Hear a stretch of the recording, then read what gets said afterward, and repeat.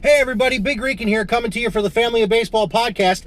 Sorry I can't be online once again, as the schedule of work and the family does not allow me to be home at times when I can get with Willie and Nat, but here I am bringing you my segment on the New York Mets anyway. So the Mets came out of the trade deadline as a big winner in my opinion, sending one lone minor league outfielder, Pete Crow Armstrong, to the Chicago Cubs for Trevor Williams and Javier Baez. Javi Baez said on a Spanish language podcast that has ties to Ozzie Guillen's son that he wants to play with Francisco Lindor and he is willing to move to second base. Now, from my last segment, you remember Lindor has been out with an oblique injury and he has not been playing, so Javi's been playing shortstop for the last couple of days, and he's willing to move once Lindor is healthy, which will hopefully be in the next couple weeks. Sorry for the noise. I'm actually recording this in my car on my way home from work. So, the Mets last weekend had a rough time with Cincinnati, dropping 2 out of 3 at home after dropping 3 out of 5 from Atlanta during the week before. There is some other news on the horizon because July 30th, well, it was a good day for the Mets getting Javi Baez. It was a bad day to find out that Jacob deGrom will be shut down for an additional 2 weeks, which means we won't see the best pitcher in baseball until the earliest come September. Now, there's 2 ways to look at it. There's the doom and gloom of every Met fan that I'm sure when they heard this thought and they said, oh, the season's over, we're not going to be able to do anything, the Phillies are hot on our tail. Or there's the way I'm looking at it. We get the best pitcher in baseball back for the final month of the season. That's humongous. To have a healthy deGrom for the stretch run, to go along with Carlos Carrasco, who, by the way, looked amazing on Friday night, not just because he wore the black jersey, but because he pitched very well in a limited outing in his first appearance as a New York Met, pitching 4 quality innings against Cincinnati and keeping them to 1 run, a Jonathan India solo home run on the first pitch of the game. Cookie was good. That's a bonus. Marcus Stroman had a rough Sunday, but has been good overall. I believe Taijuan Walker is somewhere between the all-star we saw in the first half and the guy he's regressed to being here in the second half. Tyler McGill had his worst start of the season last night, giving up a grand slam to Lewis Brinson in the first inning in Miami. But all in all, the Mets have a 2.5 game lead in the National League's Eastern Division going into their next however many games. They got 3 more against the Marlins, and then the true test of the season, 13 games between the Dodgers and the Giants. Here's the silver lining. The 2 biggest sellers at the deadline were the 2 teams that blew it up, the Chicago Cubs and the Washington Nationals. The Mets play the Nationals 11 more times this season. And as they're getting healthy and as they're getting guys back, this will be a series of games that they can win 7, 8, maybe even 9 out of 11. I'm probably better off at 6 or 7, but I'll take it. The Mets can make some hay and put some distance between them and the rest of the division by handling their business, which starts tonight in Miami by beating the Marlins and evening that series at 1 game apiece. There's been a couple things going on in Mets land that have really surprised me, and the first one is the benching of Michael Conforto. Conforto is a free agent after this season. He is a Scott Boras client.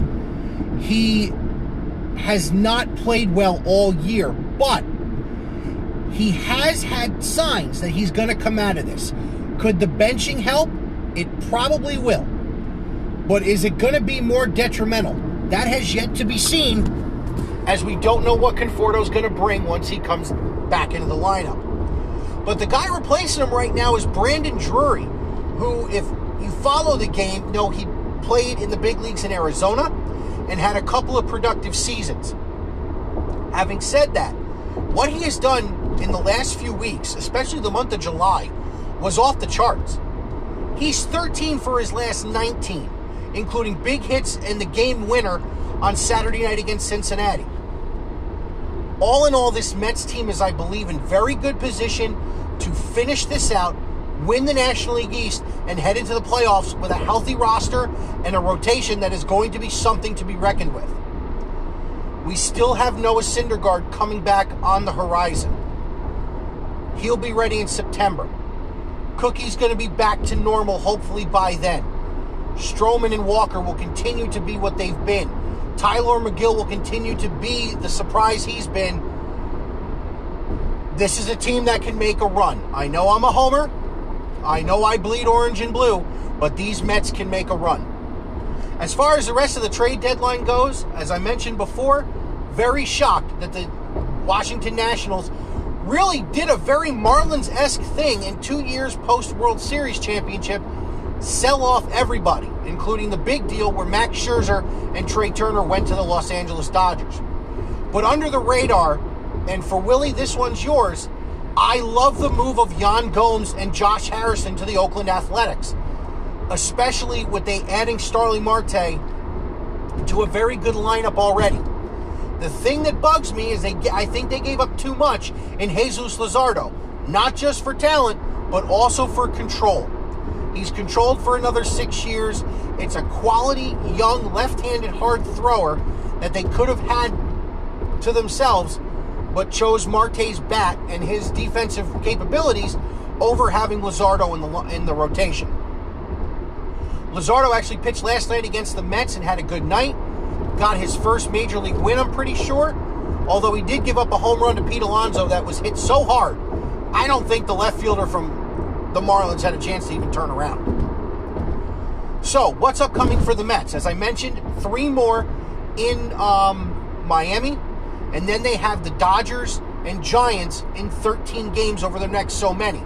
They are in Philadelphia this weekend for a big 3-game series.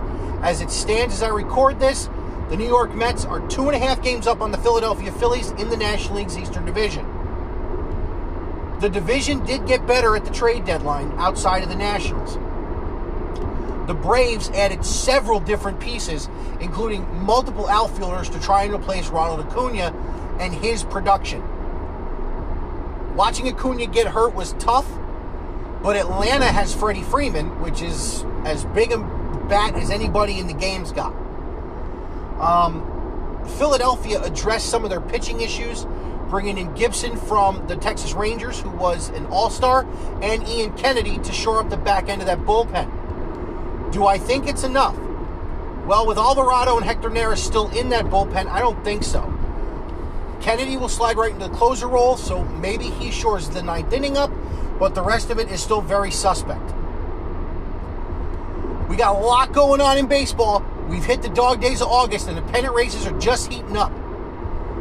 As far as the other moves in Major League Baseball that I enjoyed, how about the Chicago White Sox pilfering Craig Kimbrell to add to Liam Hendriks to the back of that bullpen? That's a huge move. Kimbrell is a Hall of Fame level closer who now is going to get into a pennant race on the south side and bring immediate credibility to the back end of that bullpen and a team that has one of the bigger leads in the division in baseball. The other surprise was the Chicago Cubs selling off everybody. Javi Baez to the Mets, Chris Bryant to the Giants, and of course the one move I didn't want to see, and that was Anthony Rizzo traded to the New York Yankees. And it's not just because they traded Rizzo to the Yankees. It's really because they traded Rizzo at all. I saw someone on Twitter actually put this on there, and it made a lot of sense to me. The feeling Cubs fans had when he was traded is basically what Met fans would have felt had the Mets traded David Wright instead of re-signing him. It's a tough day for Cubs fans, but you got that championship that was 108 years in the making to make you feel a little better. Well, I'm coming up on my 10 minutes. I want to thank Willie again for my chance to upload this segment so I can get my opinion heard on my boys and some other stuff going on around baseball. As always, Big Rican can be found on YouTube, Big Rican on Sports, Twitter at Big Rican on Sport, and of course, Anchor, Breaker, Spotify, Radio Public, Google, and ask Alexa to play Big Rican on Sports. On a side note, Willie, you run one of the best baseball shows I listen to, my friend, and I love the fact that you were recognized as the top baseball show on that site. I hope my small part helps make it a little more fun for you. Have a great rest of your week. I'll come to you guys hopefully with everybody next week. Let's go Mets.